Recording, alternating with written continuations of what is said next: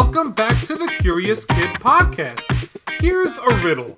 The topic of this week's episode is cool, even though it has to be hot in order to work. Also, unlike most things that fly, it needs to be very big to fly, especially if it's going to take humans along for the ride. Any idea what we're getting curious about this week? Mailbag! Mailbag!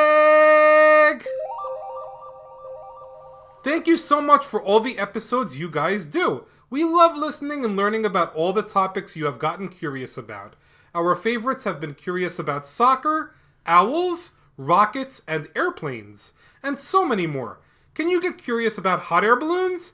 Thank you. From Santiago and Sebastian from Mckinney, Texas. Thanks so much for the topic suggestion. We are so excited to get curious about hot air balloons for Santiago and Sebastian this week. My dad is particularly excited about hot air balloons because there's a lot of science involved in the way they work. You bet there is. Before we discuss how hot air balloons work, why don't you tell us the question of the week? Well, hot air balloon rides are supposed to be fun and also relaxing because hot air balloons don't travel very fast. That doesn't mean that they can't travel fast. The question of the week is, what is the world record for the fastest hot air balloon? As a bonus, what is the record for the highest a hot air balloon has reached? While you're crunching numbers in your head, trying to come up with the records for the fastest and highest hot air balloons, let's learn all about hot air balloons. Even though hot air balloons are technically a way you can get from one place to another, it's not a great way to travel for a few reasons. First, it can't be steered. The wind determines what direction a hot air balloon will travel in. With that said, it typically only travels as fast as the wind blows. The science behind hot air balloons is pretty simple. Warmer air rises up. That's because hot air is lighter than cool air. So picture this. Let's say you have a cube of air, and each side of the cube is a foot long. That's what's called a cubic foot. Well, a cubic foot of air weighs about 28 grams. Now let's say you heat that air up by 100 degrees Fahrenheit. The air will now weigh 21 grams instead of 28 grams. In other words, the air is now 7 grams lighter because it's hot. What all that means is that every cubic foot of air in a hot air balloon is capable of lifting 7 grams. And that's why hot air balloons are massive. If you wanted to lift 1,000 pounds in a hot air balloon, the balloon would need to hold 65,000 cubic feet of hot air. So, the obvious question to ask now is, how do you get hot air into a hot air balloon? In the example we just used, we talked about heating up air so that the temperature of the air goes up by 100 degrees. That's a lot. How do we do that? We do that by using a burner. A burner is one of the 3 basic parts of a hot air balloon. The other 2 parts are the balloon envelope, which is pretty much the balloon itself, and the basket, which carries passengers. The burner is located under the balloon envelope. So in order to get the hot air balloon to go up, you need to turn the burner on to heat the air in the balloon. To go back down, you simply stop using the burner, which will allow the air in the balloon to cool, so it returns to the ground. The burner works by using propane, which is a gas. It's the same gas that can be found in the gas tanks used for barbecues. Hot air balloon envelopes are usually made from something called nylon. Nylon is a great way to make balloon envelopes because it's not heavy. It's pretty strong, and it also has a high melting temperature, so it will stand up well to the heat created by the burner.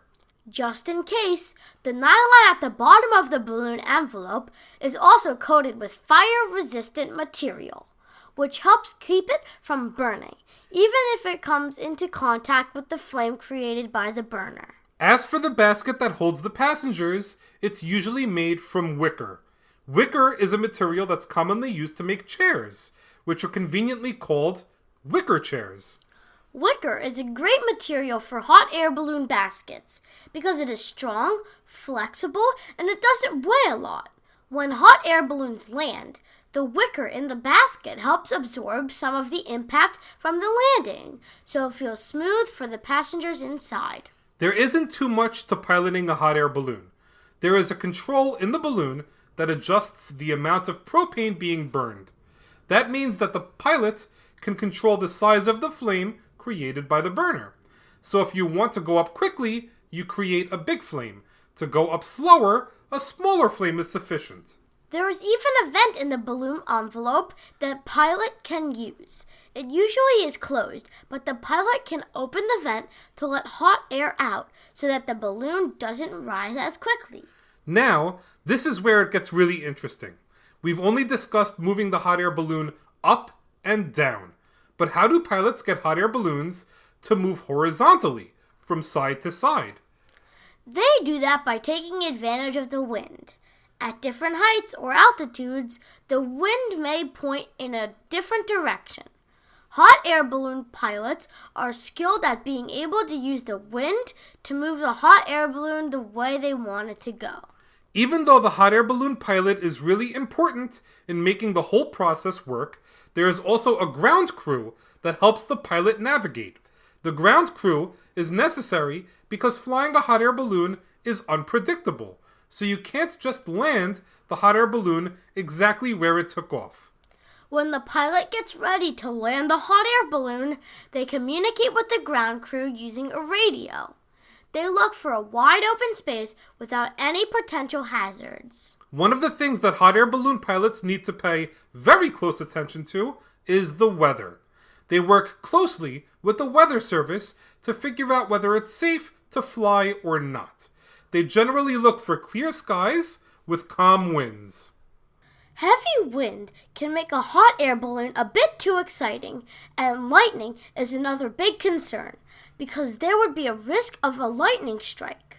Rain is also not ideal because it prevents hot air balloons from working perfectly, and it also decreases visibility, so it's harder for the pilot to see when it's raining.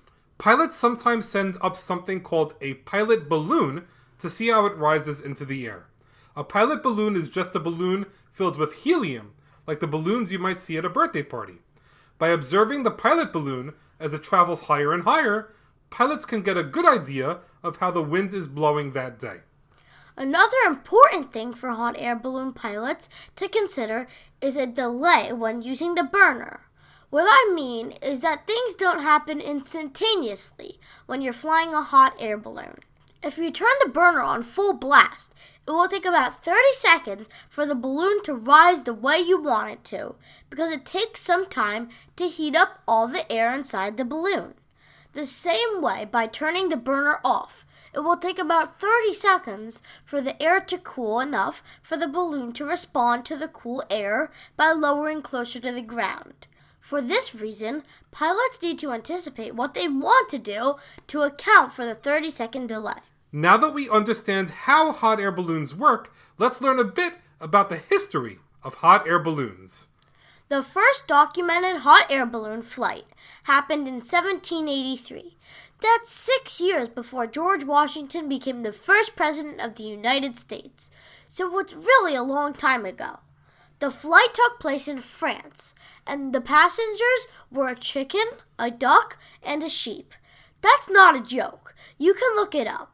The flight lasted a total of 8 minutes, and the animals landed safely after it was over. Within a few years, hot air balloons that are pretty similar to the ones used today started to be used. There was one pretty big difference though. Instead of using propane to create the flame that heated the air inside the balloon, a flame was created by burning different materials in a fire pit that included straw and manure, which is essentially animal poop. Oof. It doesn't sound like hot air balloons back then were quite as enjoyable if they were burning poop to make the balloon work. You're probably right about that. Even so, people started to take hot air balloon rides just a few months after the successful flight with the chicken, duck, and sheep. Hot air balloon rides didn't become very popular until the 1960s. That's when a man by the name of Ed Yost made improvements to the hot air balloon that made them more efficient and safer. He started to use propane as the gas to heat the air in the balloon, changed the material of the envelope, and added some safety features as well. The shape of the hot air balloon envelope also changed. Until then, most hot air balloons were spherical. Yost and his company, Raven Industries, made a change so that the balloons were light bulb shaped instead. This allowed the hot air balloons to inflate more efficiently. Hot air balloons are so advanced today that they have balloons that are capable of transporting as many as 34 passengers in the basket. Let me repeat. 34 human beings in a basket flying through the air attached to a balloon? Isn't that insane? Here, with 5 other unbelievable facts that you need to know about hot air balloons, is none other than my brother Noah. We walked about 20 feet to his room to grab him so he can share some amazing facts with us. Take it away, Noah! Fact number 1. The air inside a hot air balloon when it is rising is hot enough to boil water. Fact number 2. The longest hot air balloon flight lasted 20 days. That's close to 3 weeks in a hot air balloon. Fact number 3. The most common injury from hot air balloons is actually from the people observing the balloons from below. Evidently, neck injuries are pretty common for people who look up to the sky for a long time enjoying watching the flight of a hot air balloon. Fact number 4. Hot air balloons cannot pop. It's impossible because of the hole at the bottom and the sealed hole at the top. Fact number 5. The world record for the most hot air balloons launched at the same time was 433 balloons, all launched within 20 minutes of each other. The record was set in France, the same country where the first hot air balloon ride took place. Wow, Noah, you outdid yourself with those facts. Nicely done. Hot air balloons are as popular today as they've ever been, and they are also safer than they've ever been. Even though they are very safe, there is a terrifying addition to some modern hot air balloons that some of you thrill seekers might enjoy. Some of the newer hot air balloons have a basket with a glass bottom. That way you can see the ground below as you're flying through the air. As someone who is not a big fan of heights, it sounds like a hot air balloon feature that wouldn't really interest me. Alright, Olivia, there are 2 other hot air balloons that I would want no part of. Those would be the hot air balloons that hold the records for the fastest and highest hot air balloon. What are the records for the fastest and highest hot air balloons? The record for the fastest hot air balloon goes to a balloon called the Pacific Flyer, which reached a crazy speed of 245 miles per hour, which is just shy of 400 kilometers per hour. This crazy hot air balloon was able to achieve that speed because the balloon was able to hold over 2.6 million cubic feet of air. There were brave passengers on the balloon as it traveled from Japan to Canada. The 6,700-mile trip took 47 hours to complete. If you were wondering how fast a hot air balloon usually travels, the normal top speed of a hot air balloon is about 10 miles per hour. The record for the highest hot air balloon was a balloon that reached the ridiculous height of 69,850 feet, which is over 21,000 meters. For the record, hot air balloons today are only allowed to travel to a height of 3,000 feet, which is still silly high, but much closer to the ground than the record-setting flight that took place in 2005. Well, that's a wrap for this week's episode. Thanks so much for listening to this week's podcast, number 268, on hot air balloons.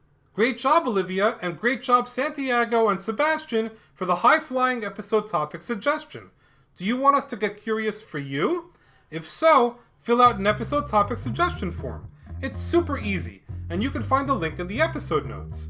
Before you fill it out, check out the list of episodes we've already released, because you may find your topic there. Join us next week when we will get curious about traffic lights for listeners in Arizona. As always, thank you so much for listening and getting curious with us.